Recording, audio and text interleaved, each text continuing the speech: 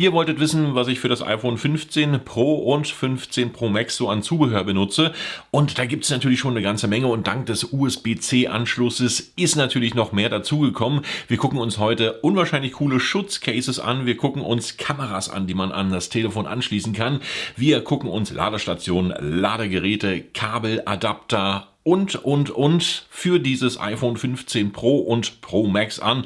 Ich wünsche euch ganz viel Spaß beim Anschauen.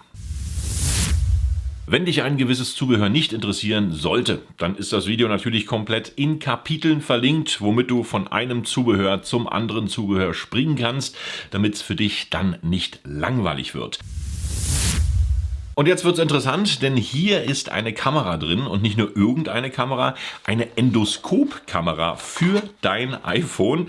Und das ist in bestimmten Bereichen total interessant, nämlich nicht nur, wenn du jetzt Kfz-Meister bist oder Rohrreiniger oder sonst an unmögliche Orte musst, wo du eine Kamera brauchst, die Licht verbaut hat und natürlich auch an dein iPhone passt. Es ist total witzig, was man damit alles machen kann. Du hast natürlich erstmal zu dieser Kamera eine unwahrscheinlich gute App, mit der du wirklich viel machen kannst. Du kannst von Foto auf Video switchen, du kannst verschiedene Formate eingeben und wie gesagt, in HD bietet dir diese Kamera beste Qualität. Aber wofür ist sie natürlich geeignet? Also du kannst sie natürlich auch in sämtliche Körperöffnungen stecken beziehungsweise rausfinden, wie dein Körper funktioniert. Und liebe Kinder da draußen, nicht nachmachen, das ist nicht gut, aber du hast natürlich auch die Möglichkeit, klar, als Kfz-Meister, du findest jeden Haarriss am Motor und dann natürlich an Orte, die jetzt nicht einfach so mit dem Finger, mit der Hand oder mit anderen Geschichten beziehungsweise auch mit normalen Kameras erreichbar sind.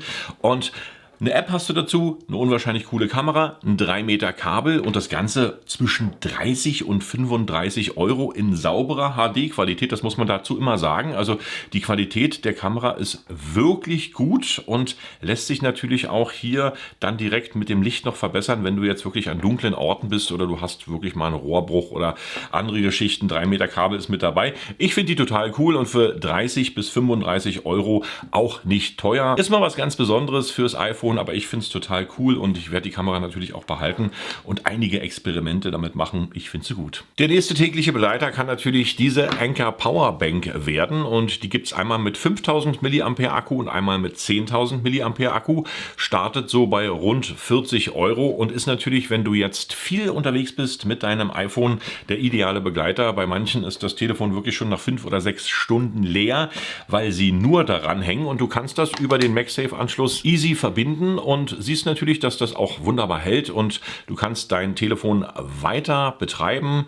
Im Hintergrund wird es geladen über MagSafe und das ist nicht nur für viele Nutzer eine ideale Idee, sondern auch für Menschen, die viel fotografieren und viel filmen. Gerade bei mir kommt es natürlich vor, wenn du jetzt so eine Studio-Session machst. Ich habe ja mit dem iPhone 15 Pro Max jetzt mein letztes Video mal komplett aufgenommen und das Ganze ging dann natürlich auch über das Akku und wenn du jetzt sozusagen eine Stunde filmst, kannst du damit rechnen, dass bis zu 30% von deinem Akku weg sind. Und wenn natürlich die Filmzeiten sich über den Tag noch etwas länger erstrecken, dann brauchst du definitiv ein zusätzliches Akku oder musst halt mal eine halbe Stunde investieren, in der du das Telefon dann wieder auf den richtigen Stand auflädst. Aber so finde ich es persönlich besser, denn es schränkt deinen Arbeitsrhythmus nicht ein. Einfach die Powerbank hinten mit drauf, die geht auch mit USB-C zu laden, zeigt dir auch directly dann den Akkustand an und startet wie gesagt mit 5000 mAh so um die 40 Euro und geht dann hoch bis zu 10.000 mAh, je nachdem, was du möchtest. Sehr schwer ist das Akku auch nicht, sodass dein iPhone immer noch ein vernünftiges Gewicht hat, dass du damit arbeiten kannst. Ist in meiner Videobeschreibung verlinkt. Wenn ihr nachlesen möchtet, beziehungsweise diese Artikel kaufen, findet ihr hier unten alles direkt in meiner Videobeschreibung. Ein etwas extravagantes Zubehör ist natürlich hier dieses iPhone Rig von der Firma Neewer und das ist einfach dafür da, um dein iPhone beim Filmen noch interessanter zu machen, denn du kannst natürlich mit diesem Rig nicht nur das iPhone ideal schützen, sondern du hast jetzt auch die Möglichkeit, das iPhone auf ein Stativ aufzuschrauben und natürlich auch diverses Zubehör hier anzuschrauben, wie zum Beispiel eine Festplattenhalterung zum Aufnehmen. Du kannst hier noch ein Mikrofon raufschrauben, du kannst hier noch Licht draufschrauben, aufschrauben. Eigentlich alles, was du möchtest. Du hast noch eine Cold-Shoe-Halterung. Hier vorne besteht dann die Möglichkeit, noch externe Objektive mit draufzubringen. Wenn du jetzt anamorph arbeiten solltest oder ein Weitwinkelobjektiv aufschrauben möchtest, dann ist das hier möglich mit den verschiedenen Halterungen hier vorne. Und das erweitert so ein bisschen den Spielraum deines iPhones, wenn du jetzt kreativer Filmer oder Fotograf bist. Und gleichzeitig ist das iPhone definitiv richtig gut geschützt. Und das ist das Case vom iPhone 14 Pro Max. Das passt aber, wie du siehst, direkt hier auch beim iPhone 15 Pro Max. Was ich dir damit sagen möchte, ist, dass du nicht das aktuellste Modell kaufen musst, sondern einfach mal Geld sparen kannst. Denn dieses Cage von Neewer geht ab 40 Euro los. Die Konkurrenz bei SmallRig, die will dann schon 90 Euro für das gleiche Cage haben. Du hast zwar hier noch einen Griff mit dazu, aber wie gesagt, wer es braucht, kann sich ebenfalls das kaufen. Aber es ist ein günstiges Cage, was ebenfalls passt beim iPhone 15 Pro Max. Und das hat natürlich hier einen riesengroßen Preisvorteil von ca. 50 Euro, die du einfach sparst. So kannst du dir hier schon mal eine Festplattenhalterung kaufen für deine Festplatte oder ein externes USB-C-Kabel. Das dürfte dann im Budget mit drin sein. Und wenn wir schon bei Festplatten sind, machen wir natürlich auch bei Festplatten weiter. Ich nutze hier die Samsung T7. Die gibt es dann ab 1 Terabyte für ca. 90 Euro. Preise sind natürlich immer variabel und saisonbedingt und 2 Terabyte kosten sich so ca. 140 Euro.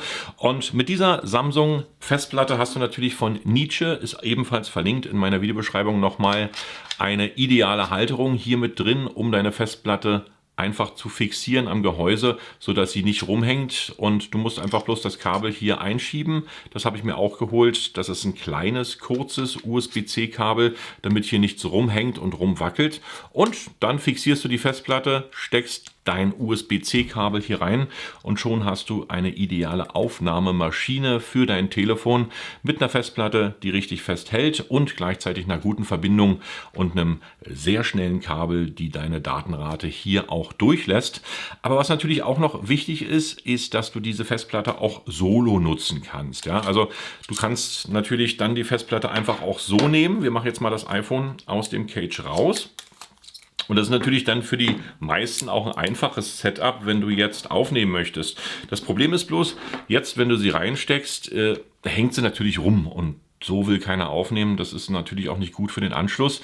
Also gibt es natürlich die Möglichkeit, hier mit kleinen magnetischen Ringen, die du aufklebst, deine Festplatte zu fixieren, so dass sie ordentlich hält hier an diesem Telefon, und dann kannst du einfach wieder abmachen, und das geht dann natürlich über den MagSafe Magneten. Ich würde empfehlen, mit der Schutzhülle zu arbeiten, weil du ansonsten dein Gehäuse hier mit diesem Magneten etwas zerkratzt, und die Schutzhülle hat natürlich auch nochmal extra Magneten drin, wenn sie mit MagSafe ausgestattet ist, und so rutscht die Festplatte nicht jetzt immer direkt über das Telefon. Das zerkratzt natürlich hier dann dein Apple-Logo und andere Geschichten. Soll natürlich nicht sein. Wenn du das Telefon nochmal verkaufen möchtest, würde ich dir diese beiden Dinge in Verbindung mit einer Schutzhülle empfehlen, und dann hält auch die Festplatte noch fester und du hast ein gutes Setup.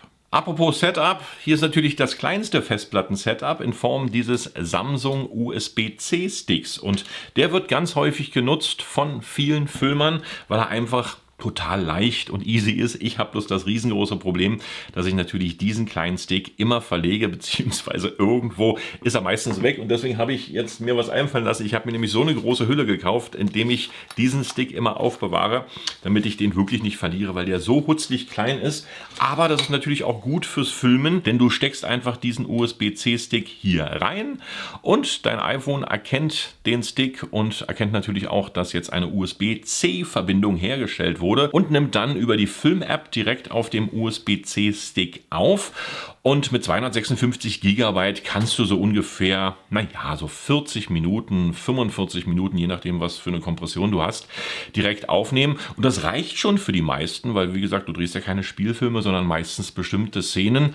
Und diesen Stick kannst du immer dabei haben. Du kannst ihn hier auch über ein Band an deinen Schlüsselbund machen, aber ich weiß nicht, wie lange das Band hält. Also da möchte ich keine Garantien geben.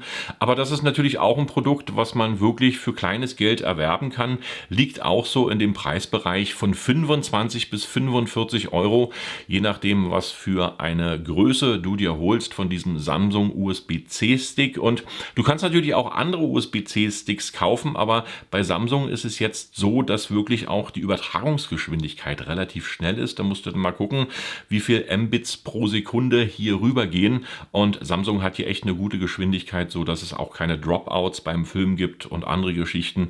Also diesen Stick kann ich wärmsten Herzens empfehlen. Auch direkt in meiner Videobeschreibung verlinkt für deine Videoaufnahmen. Wenn du jetzt dein iPhone laden möchtest bzw. am Schreibtisch hast, brauchst du jetzt auch keine teuren Charger oder Charging-Geräte. Ich habe dir jetzt mal ein MagSafe Ladegerät von einer No-Name-Firma direkt in die Empfehlung hier mit reingenommen, weil das auch ausreicht. Das sind 15 Watt. Bei mir läuft das Ganze immer in der Nacht. Also mein iPhone wird dann direkt in der Nacht meistens aufgeladen. Und da geht es natürlich noch schneller mit einigen Ladegeräten über MagSafe. Aber mir reicht das komplett und da bist du jetzt hier bei 17 Euro dabei. Andere übertreiben es. Da gibt es dann auch Ladegeräte, die fangen ab 90 Euro an oder guck mal beim Apple Originalzubehör.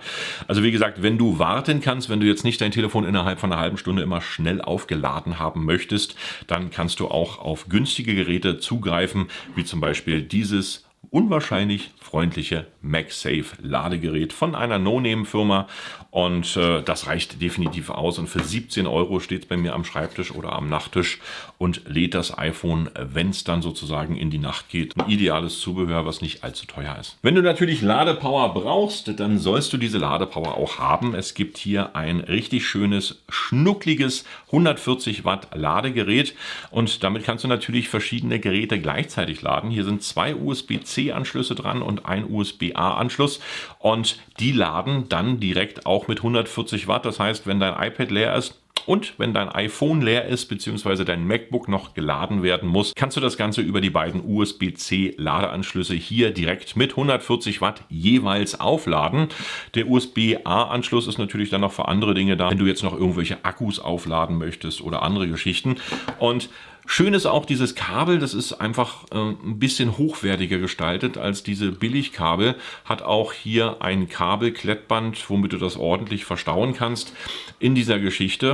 Und kommt von der Firma FoldMe. Und das ist wie gesagt ein richtig schönes, verlässliches, robustes, sauber verarbeitetes Ladegerät, was ich dir empfehlen kann. Und nicht nur fürs iPhone, sondern auch für alle anderen Geschichten, die du jetzt auf dem Schreibtisch zu stehen hast.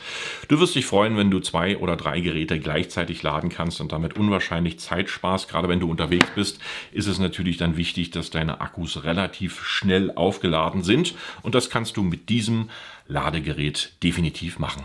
Kommen wir jetzt mal zu einem Artikel, der wahrscheinlich deine Welt verändern wird in der Arbeit mit dem iPhone 15 oder 15 Pro Max. Ich glaube Pro Max oder Pro ist da ein bisschen besser veranlagt, weil die Übertragungsgeschwindigkeiten hier ein bisschen schneller sind.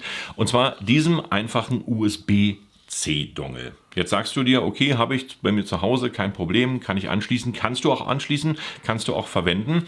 Aber für bestimmte Dinge, wenn du jetzt unterwegs bist oder gerade im kreativen Bereich tätig bist, brauchst du natürlich einen besonderen USB-C-Dongle. Und warum muss der besonders sein? Ganz einfach, weil der noch einen USB-C-Anschluss haben muss und gleichzeitig natürlich auch noch einen Ladeanschluss, sodass dein Telefon, während du es betreibst, auch noch gleichzeitig geladen wird und dann nicht irgendwann alle geht und du es nochmal abziehen musst und extra laden oder halt mit MagSafe irgendwo hinstellen musst. Je nachdem. So, ist natürlich immer besser, wenn du dann nochmal 2 USB-C-Anschlüsse dran hast, einen zum Laden und einen, wo du jetzt deine Festplatte zum Beispiel anschließen kannst, damit die Geschwindigkeiten noch erreicht werden. Ne? Dieser USB-C-Dongle, der kostet nicht mal 30 Euro und ist wirklich mit dem ausgestattet, was du brauchst, auch als Kreativer, denn du hast hier noch HDMI, du kannst noch einen Monitor anschließen und du hast natürlich hier noch USB-A-Anschlüsse dran. Und heutzutage gibt es natürlich viele Geräte, wie zum Beispiel Mikrofone oder andere Geschichten, auf USB-C. Nun hast du hier bloß einen USB-C-Anschluss, der ist im Regelfall dann schon für deine externe Festplatte reserviert oder für den USB-Stick. Hier hast du übrigens noch einen Kartenleser mit drin. Es gibt jetzt für geringes Geld im Zubehörverkauf, das will ich dir auch mal empfehlen, diese kleinen USB-A auf USB-C Adapter. Und immer wenn du ein USB-C-Gerät anschließen möchtest, kannst du diesen Adapter hier auf deinen USB-A-Anschluss einstecken. Das sind ja die schnellen Anschlüsse. Das erkennst du an der blauen Markierung. Und dann ist der USB-A-Anschluss ganz schnell ein USB-C-Anschluss und das kannst du natürlich auch mit dem zweiten Anschluss machen und kannst natürlich auch mit dem dritten Anschluss machen, was absolut empfehlbar ist, denn jetzt wandelst du diese Anschlüsse auf USB-C-Anschlüsse. Es ist natürlich von der Geschwindigkeit nicht dann so schnell wie das Original USB-C oder Thunderbolt, aber du hast halt die Möglichkeit, deine USB-C-Geräte an diesem Adapter hier anzuschließen und würdest sonst immer nur einen Anschluss haben. Und es gibt auch selten jetzt diese Dongles, die jetzt 5 oder 6 USB-C-Anschlüsse hier an der Seite dran haben. Das habe ich noch nicht gesehen und so kannst du dein normales Dongle, was du günstig gekauft hast, für 20 bis 30 Euro hier einfach ausstatten mit diesen kleinen Adaptern und kannst dann eine ganze Menge Geräte an dein iPhone anschließen. Und dazu gibt es bei mir auf dem Kanal auch noch ein Video. Ich habe nämlich das iPhone 15 Pro Max zu einem Computer gemacht und wie das alles so aussieht und was du mit dem Telefon wirklich alles machen kannst, wenn du so ein Dongle hast, das siehst du in meinem Video direkt hier auf meinem Kanal. Ich kann es dir empfehlen, in der Videobeschreibung mit verlinkt. Den habe ich ausprobiert. Der ist auch schnell genug, um deine Videodaten durchzulassen. Alle anderen Adapter dazu kann ich nichts sagen und der ist wie gesagt von mir komplett durchgetestet, macht deine Festplattenaufnahmen und hat natürlich auch die Möglichkeit hier auf USB-C umzustellen, wenn du diesen Adapter hast. Wenn wir schon bei Adaptern sind, machen wir natürlich mit Adaptern gleich weiter. Jetzt hast du natürlich vielleicht noch alte Lightning-Geräte, die du benutzen möchtest, wie zum Beispiel Mikrofonzubehör oder andere Geschichten. Gibt es jetzt auch bei Amazon für geringes Geld, nicht mal 10 Euro oder weiß ich 6 oder 7 Euro, diesen Adaptersatz, den ich dir ebenfalls empfehlen kann. Und zwar einmal von Lightning auf USB-C und einmal von USB-C auf Lightning. Je nachdem, was du hier anschließen möchtest und in welchen Eingang du reingehen möchtest. Aber sinnvoller ist jetzt wahrscheinlich der Lightning USB-C Adapter. Und das kriegst du sozusagen im Zweier-Set für nicht mal 10 Euro direkt zugeschickt. Und das kann ich dir, wie gesagt, empfehlen, wenn du jetzt noch alte Lightning-Geräte hast, die du jetzt an deinen neuen USB-C-Anschluss hier anbringen möchtest von deinem iPhone 15 Pro oder 15 Pro Max. Da musst du keine teuren Kabel kaufen. Hier gibt es auch, wie gesagt, diese Art von Adapter und die erfüllen definitiv auch ihren Zweck. Für die etwas Fortgeschrittenen gibt es natürlich auch noch Mikrofone als Erweiterung. Und hier habe ich die Firma Comica, die mir sozusagen mein Mikrofonset liefert. Da gibt es dann auch eine App dazu. Das sind 2 Mikrofone, die hier direkt drin sind und ein Empfänger. Und den Empfänger, den steckst du dann hier einfach am iPhone ein. Und die beiden Mikrofone kannst du natürlich auch für Interviewparts verwenden. Also gibst dem einen Gast ein Mikrofon, dem anderen.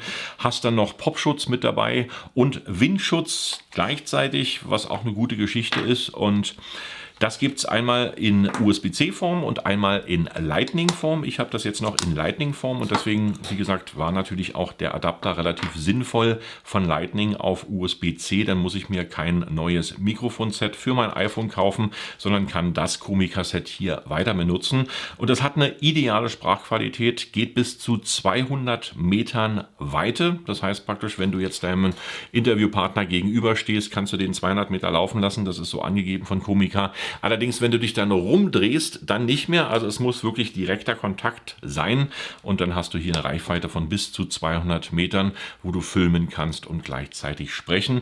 Ist eine gute Geschichte, sollte man sich mal angucken. In meiner Videobeschreibung verlinkt das Mikrofonset von Comica für dein iPhone 15 Pro und auch 15 Pro Max. Eine etwas extravagante Geschichte für den Urlaub. Für die meisten ist es natürlich für den Urlaub und für mich natürlich auch. Bei mir geht es bald wieder so ein bisschen in südliche Gefilde im Winter, weil ich das nicht aushalte, bei diesem Wetter da draußen ständig irgendwo hin zu müssen. Ich brauche auch mal ein bisschen Sonne und deswegen geht es bald für mich wieder ab. Und da werde ich natürlich für euch dieses Unterwasser-Case hier ausgiebig testen. Ich habe das gefunden auf Amazon und bin mit der Bauweise sehr zufrieden, weil diese Bauweise einfach mal sehr robust ist. Bis zu 15 Meter soll es dein Telefon vor Wasser schützen in einem Tauchgang. Und die Besonderheiten an diesem Case sind natürlich, dass du hier auch eine schöne Stativplatte verbaut hast. Das heißt praktisch, du kannst es auch noch mal hier an einen Tripod nehmen oder an andere Stative anbauen.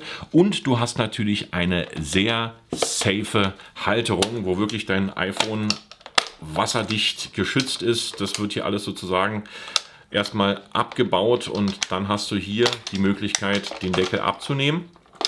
Und gleichzeitig ist es natürlich dann auch noch möglich, wenn du den Deckel abgenommen hast, dein Telefon variabel hier einzulegen, denn du kannst es mit verschiedenen Halterungen nochmal ordentlich und ausführlich und auch fest einbringen in dieses Gehäuse. Du kannst dann natürlich hier beim iPhone den Action-Button auf Aufnahme programmieren, das Telefon einlegen in dieses Gehäuse und hier über diesen Aufnahmeknopf dann die Aufnahme auslösen und natürlich auch wieder beenden, denn die kommt durch das Einlegen des iPhones in dieses Gehäuse direkt auf den Action-Button raus. Das heißt, mit dieser Aufnahmetaste kannst du dann über Mechanik diesen Action-Button bedienen und schon nimmt dein Telefon in diesem Gehäuse auf unter Wasser.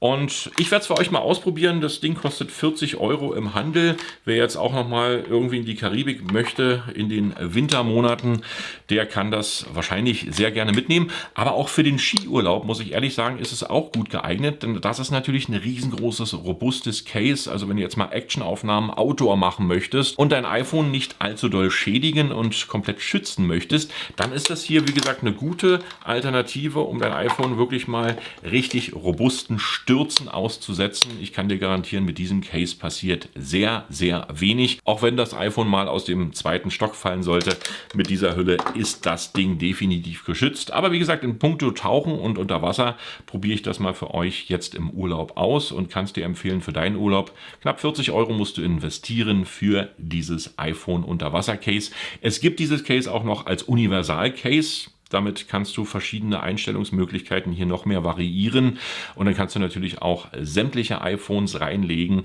vielleicht auch der nächsten Generation beziehungsweise auch andere Marken und dann ist das ein bisschen teurer, aber auch nicht doll. Also das liegt zwischen 40 und 45 € bei Amazon. Ich hoffe, ich konnte euch mit ein paar Ideen und Anregungen hier weiterhelfen zum Zubehör vom iPhone 15 Pro und iPhone 15 Pro Max. Das war es gewesen mit diesem Video. Ich sage danke fürs Anschauen, sehr gern bis zum nächsten Video und damit tschüss, bye bye und winke, winke.